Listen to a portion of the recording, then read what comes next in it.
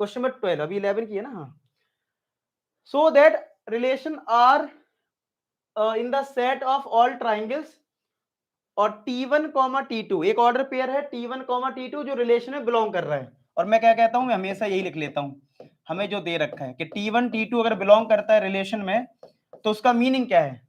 उसका मीनिंग है तुम्हारे पास T1 is similar to T2, यानी आपको दे रखा है T1 सिमिलर टू T2, मैं डायरेक्ट ऐसे लिख लेता हूं।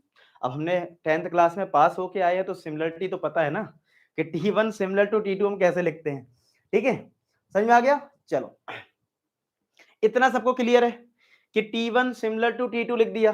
अच्छा जी, अगर T1 T2 के सिमिलर है, अगर T1 T2 के सिमिलर है, तो इसका मतलब ये हुआ, अब इसमें क्या करना है?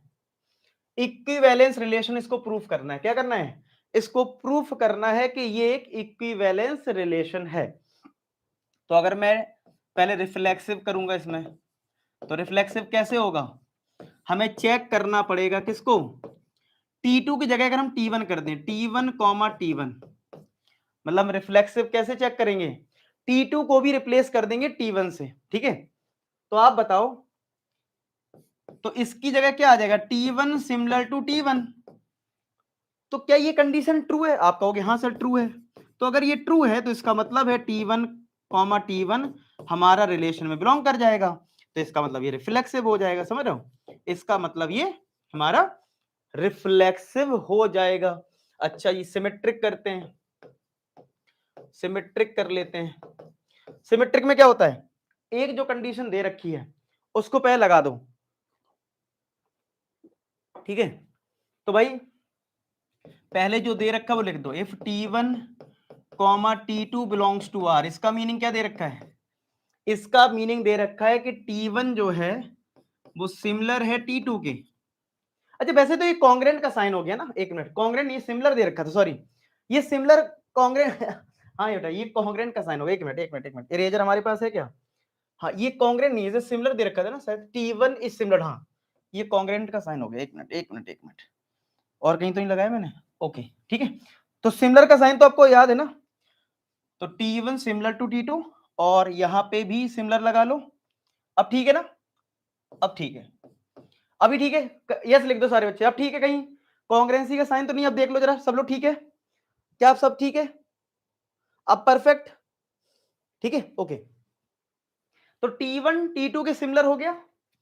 क्या मैं इससे रिवर्स लिख सकता हूं कि T2 सिमिलर टू T1? एक ही बात है ना। इसकी वजह से T2, T1 हमारा रिलेशन में बिलोंग कर जाएगा और ये सिमेट्रिक बन जाएगा। क्या बन जाएगा? ये हमारा सिमेट्रिक बन गया। समझ रहे हो? सिमेट्रिक में क्या होता है? उल्टा हो जाता है। तो ये सिमेट्रिक आ गया। अब आ जाओ जरा ट्रांजिटिव पे। किस पे? अब आ जाओ ट्रांजिटिव पे। तो ट्रांजिटिव में क्या होता है? ट्रांजिटिव में बेटा आपका, ट्रांजिटिव में दो कंडीशन खुद से लेनी पड़ती हैं। क्या? एक जो दे रखा है, यानी कि T1, T2 belongs to R, और एक हमें खुद से लेना पड़ता है। क्या? हमें एक खुद से लेना पड़ेगा, T2, T3 belongs to R। मतलब एक हमें गिवन है और एक हमें इससे करना है। मतलब एक हमें गिवन है और एक हमें उस दूसरे वाले की हेल्प से करना होगा। तो इसका मीनिंग क्या है? T1 similar to T2। इसका मीनिंग क्या है? T2 similar to T3। ऐसे ही तो कुछ है, ऐसे ही तो कुछ है। तो आप बताओ, इन दोनों से क्या मैं लिख सकता हूं T1 सिमिलर टू T3? क्या मैं लिख सकता हूं ना T1 सिमिलर टू T3? तो क्या इसका मतलब T1, T3 belongs to relation हो जाएगा, ये ट्रांजिटिव बन जाएगा। क्लियर? समझ में आई बात? समझ में आ गया सबको? आ गया सबको समझ में? किस किस को समझ में आ गया? किस किस को ट्रांजिटिव वाली कंडीशन समझ में आ गई? अब देखो, क्या तुम्हें पता है कि 10th क्लास में हमें दो ट्राइंगल अगर सिमिलर करने होते थे तो कैसे देखते थे? उनकी साइड्स के रेशियो अगर बराबर होते हैं तभी तो आप बोलते हो कि हाँ ये दो ट्राइंगल सिमिलर है। यस और नो? ऐसे ही बोलते थे ना भाई। दो ट्राइंगल सिमिलर कब बोलते थे? जब आपके साइड्स के रेशियो जो थे वो बराबर थे। ठीक है, तभी आप बोलते थे कि दो ट्राइंगल सिमिलर हैं। बोलते थे कि नहीं बोलते थे? हाँ, पक्का? तो भाई अब देख लो कौन से ट्राइंगल की साइड के रेशियो बराबर हैं, कौन से दो ट्राइंगल की साइड्स के रेशियो इक्वल हैं, जरा देखो।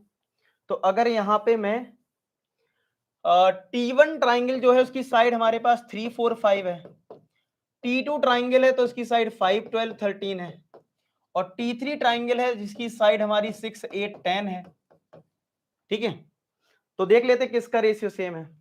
अगर इन दोनों में रेशियो चेक करें, यानी 3/5 4/12 और 5/13, तो क्या ये आपस में बराबर हैं? तो ये तो आपस में बराबर नहीं है, तो यहां पे तो रेशियो बराबर नहीं है, तो ये सिमिलर तो नहीं होगा।